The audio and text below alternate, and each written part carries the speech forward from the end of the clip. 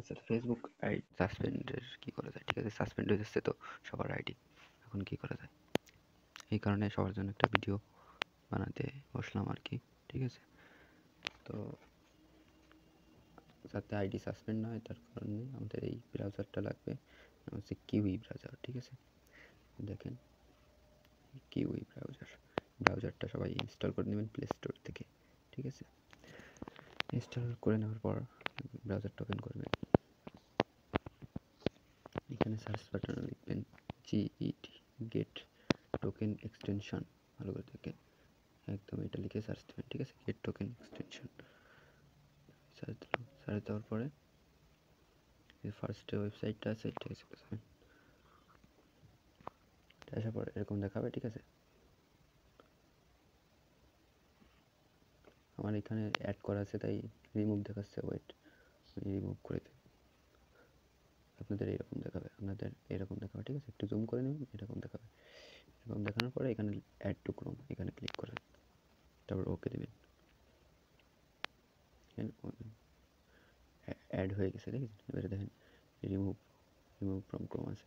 এবার আপনাদের কাজ কি, এখানে থ্রি ডটে ক্লিক করবেন, করার পর দেখেন এই জায়গা একটু নিচের দিকে যাবেন।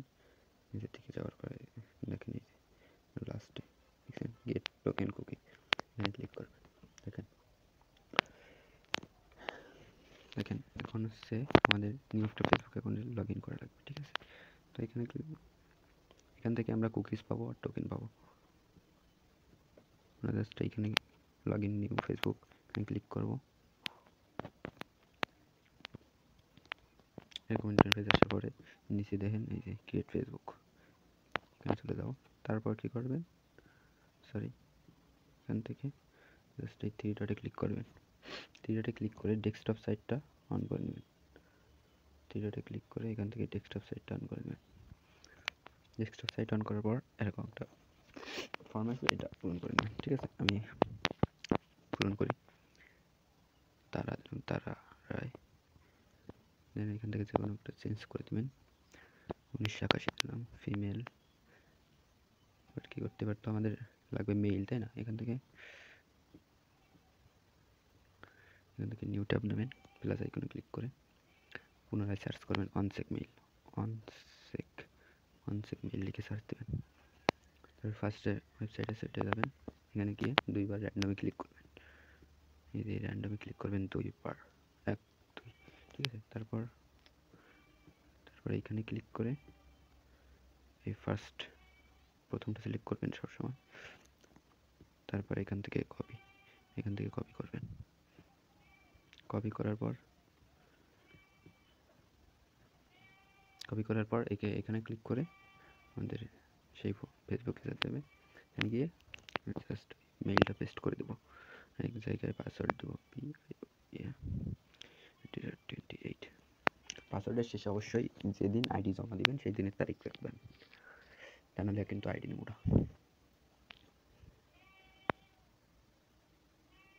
আচ্ছা, একটু ওয়েট করেন, লোডিং হচ্ছে। মেইলে কোড গেছে, মেইলে কোড দেখার জন্য পুনরায় এই ট্যাবে ক্লিক করে আমাদের ওয়ানসেক মেইলে চলে যাব। দেখেন কোডটি চলে আসছে। ঠিক আছে, কোডটি হলো 25549 25549। কন্টিনিউ। এরকম আসার পরে আপনারা জাস্ট এখান থেকে আবার ডেস্কটপ থ্রি ডটে ক্লিক করে ডেস্কটপটা অফ করে দেবেন। ডেস্কটপ অফ করে দিলাম। লোডিং হবে, একটু নেটওয়ার্ক ভালো থাকলে আর লোডিং হবে না আশা করি। জাস্ট এখান থেকে সব কিছু স্কিপ করে দেবেন। ঠিক আছে, স্কিপ করে দেবেন।